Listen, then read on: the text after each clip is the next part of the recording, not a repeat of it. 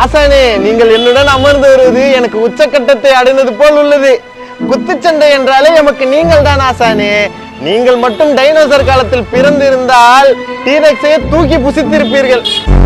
ஏறி போட்டியிடு கபிலா, கர்த்தர் உன்னோடு இருக்கிறார். இது கிறிஸ்துமஸ் காலம். செல்லடா, உன் கண்களில் நான் அச்சத்தை கண்டுவிட்டேன். அப்படியே ஓட்டம் பிடித்து விடு. மணிரத்னம் புதல்வன் எல்லாம் நம்மிடம் இப்படி உரையாடவே கூடாது. பார்ப்பதுக்கு நகைச்சுவையா இருக்கும். அவனை அழைத்து 2 ஊமை குத்தாவை குத்தி அனுப்பிவிடு. தாய்லி மாமனுக்காக செய்யடா, தாய் வழி மாமனுக்காக செய்யடா. நான் போட்டியிடுகிறேன் ஆசானே, நான் போட்டியிடுகிறேன். தந்தையே, நான் போட்டியிடுகிறேன். கர்த்தர் உன்னை வாளாக்காமல் தலையாக்குவார். சென்று வா, வென்று வா. அற்பப்பதர்களா, அனைவரும் என்ன என் ஆசானின் பற்களை துலக்க பார்க்கிறீர்களா? வெம்புலி, உன்னை அடித்து உனக்கு நான் மலை வளையம் சூட்டுவேனடா. கலக்க போது யாரா?